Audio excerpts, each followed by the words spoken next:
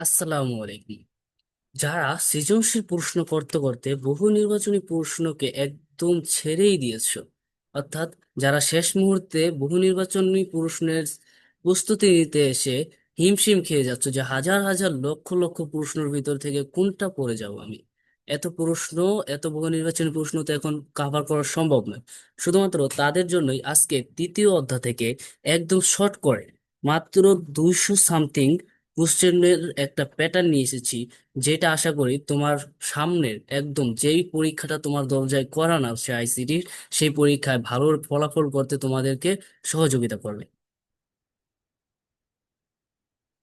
Okay, দেখো, যদি আমরা দেখি এখানে তৃতীয় অধ্যায় সংখ্যা পদ্ধতি ও ডিজিটাল ডিভাইস, অর্থাৎ কি এটাকে আমরা দুই ভাগে ভাগ করেছি, একটা হচ্ছে সংখ্যা পদ্ধতি, একটা হচ্ছে ডিজিটাল ডিভাইস। আমরা প্রথম যে প্রশ্নগুলো নিয়েছি 100 সেগুলো হচ্ছে সংখ্যা পদ্ধতি, এবং পরবর্তীতে যে প্রশ্নগুলো নেওয়া হয়েছে সেগুলো হচ্ছে কি ডিজিটাল ডিভাইস। ওকে, তো আমরা যদি এখানে একটু ফলো করি, দেখো এখানে আই থিঙ্ক 234 কোশ্চেন আছে এখানে।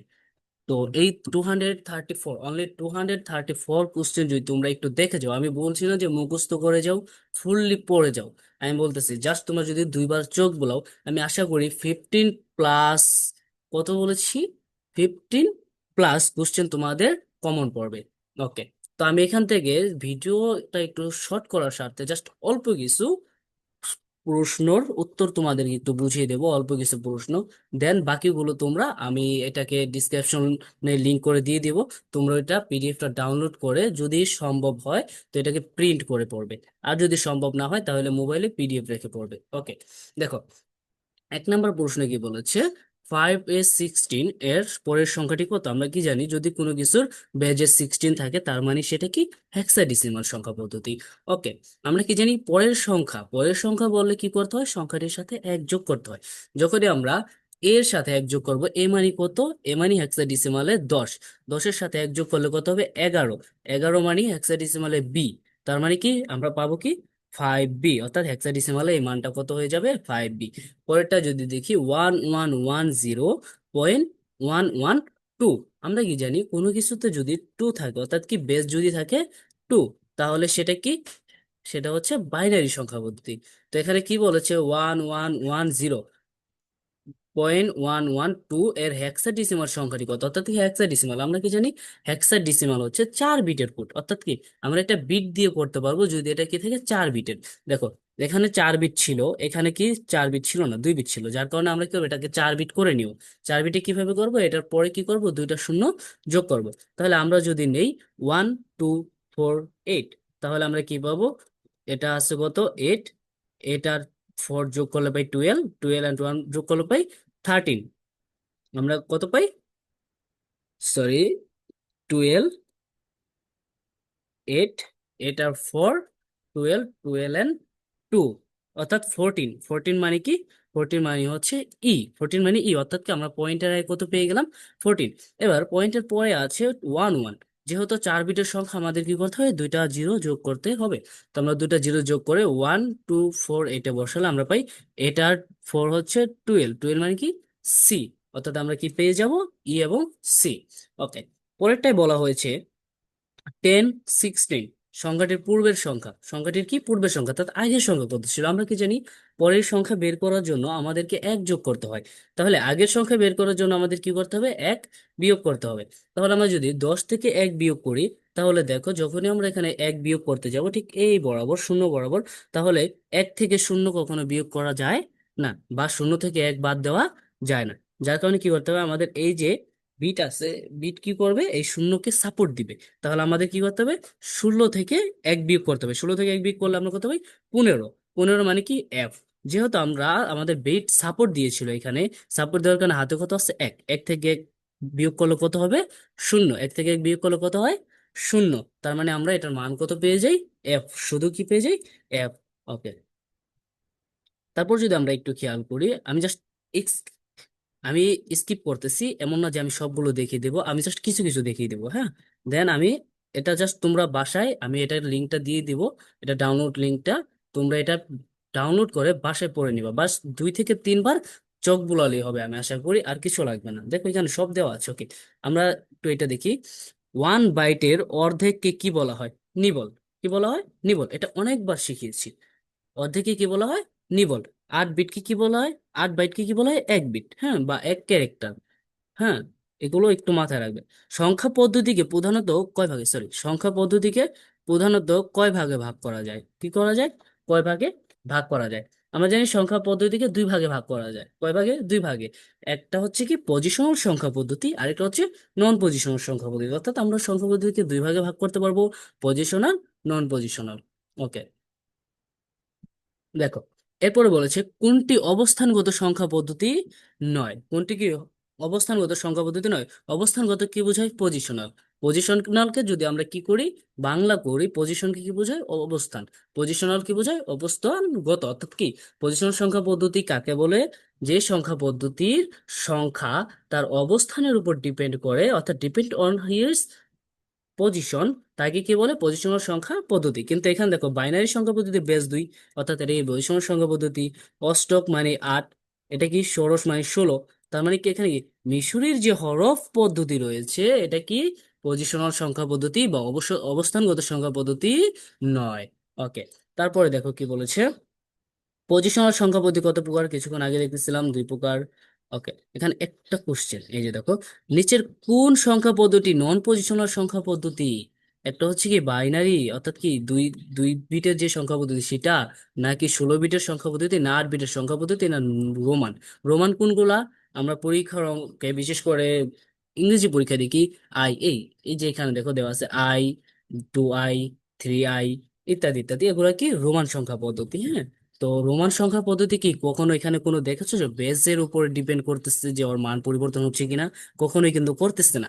তার মানে কি আমরা যদি বলি এখানে এই চারটার ভিতরে কি রোমান পজিশনাল সংখ্যা পদ্ধতি হচ্ছে, সরি, রোমান সংখ্যা পদ্ধতি হচ্ছে নন পজিশনাল সংখ্যা পদ্ধতি।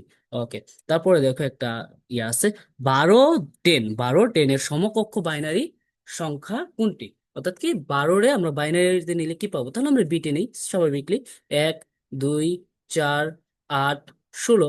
তাহলে আমরা কি পাবো? 12কে যোগ করতে হলে 8 এবং 4 যোগ করতে হবে। 8 এবং 4, অর্থাৎ 8 আর 4 যোগ করলে কি পাবো? 1100, 1100। একদম ইজি, এবং কমন আসার 100% কমন আসার নিশ্চয়তা থাকে এইসব প্রশ্নে। হ্যাঁ, দেখো, তারপর কি বলছে? 1011 এর পরবর্তী বাইনারি সংখ্যা কত? পরবর্তী বললে আমরা আবার এক যোগ করব। কি করব? এক যোগ করব। তাহলে যদি আমরা এখানে এক যোগ করি, এক এক যোগ করলে 2, যেহেতু আমাদের বাইনারি বিট 2 হবে 0, হাতে থাকবে এক। আবার এক এক যোগ করলে 2, যেহেতু বাইনারি বিট 2, আবার 0, হাতে থাকে এক। এবার 1 আর 0 যোগ করলে 1, একের এক, অর্থাৎ কি পাবো? 1100। ওকে, এবার যদি আমরা আরেকটু নিচে যাই, দেখো এখানে কি বলছে। কম্পিউটার মেশিন ল্যাঙ্গুয়েজ গঠিত হয় কতটি বিদ্যুৎ প্রবাহের সমন্বয়ে? দুটি মাত্র সংকেতের সমন্বয়ে। কয়টি সংকেত? দুটি। এগুলো একটু হচ্ছে তোমার মুখস্থ পাঠের মতো এরকম কিছু, বাট দেখলে আমি মনে করি যে তোমরা দেখলে পারবে। ওকে, বুলিয়ান এলজেব্রার কোন সংখ্যা পদ্ধতিকে ব্যবহার করা হয়? বাইনারি সংখ্যা পদ্ধতি। বুলিয়ান এলজেব্রা কোন সংখ্যা পদ্ধতি ব্যবহার করা হয়? বাইনারি সংখ্যা পদ্ধতি। এটা সবসময় মাথায় রাখবে। ওকে, এবার যদি আমরা যাই, আমরা একটু দ্বিতীয় অংশ চলে যাই।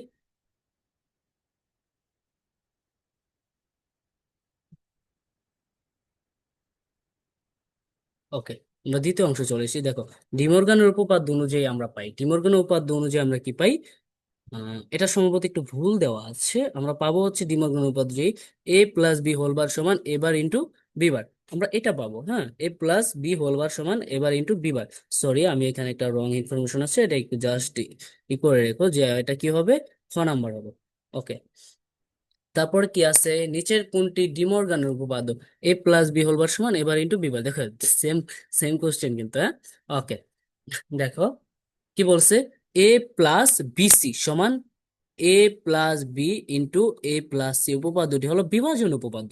অবশ্যই এটা মাথায় রাখবে, এটা দেখলে বোঝা যায় এটা কি একটা বিভাজন উপপাদ্য। এটা কি কি করা হয়েছে, এটা যখন কমন নিচ্ছে তখন কি পাওয়া গেছে, সরি, এটাকে কি করছে, এই যে এফ ছিল এটা যখন গুণ করা হয়েছে এখানে এর সাথে বি গুণ করছে, অর্থাৎ কি এ বি আলাদা করে লেখছে, a+b আলাদা করে লেখছে, আবার কি a+c আলাদা করে লেখছে, অর্থাৎ কি এ প্লাসটা বিসির সাথে কি ছিল, গুণাকার ছিল। অথবা এরকম একটা কি আমরা দেখতে পাই বুলিয়ানের একটা উপপাদ্য আছে এরকম, যে a+bc হলে কি হবে, a+b ইন্টু a+c, অর্থাৎ এটা কি একটা বিভাজন উপপাদ্য। হ্যাঁ, ওকে, এরপর যদি আমরা দেখি অর গেটের ক্ষেত্রে কখন আলো জ্বলবে না, অর গেটের ক্ষেত্রে কখন আলো জ্বলবে না, যখন দুইটি অফ থাকবে, অর্থাৎ কি দুইটি, দেখো আমরা সুইচিং যেটা বলছি, সুইচিং সার্কিট, সেটার ভিতরে কি ছিল যে যে কোনো একটা দিলেও কি আমাদের আলো জ্বলতো, একটা দিলেও কি আলো জ্বলতো। এখানে এভাবে ছিল যে এখানে উপর দিয়ে একটা, এখানে নিচ দিয়ে একটা, অর্থাৎ কি তুমি একটা দিলেও বিদ্যুৎ প্রবাহ হবে, দুইটা দিলেও কি বিদ্যুৎ প্রবাহ হবে, কিন্তু যদি একটাও না দাও তখন কি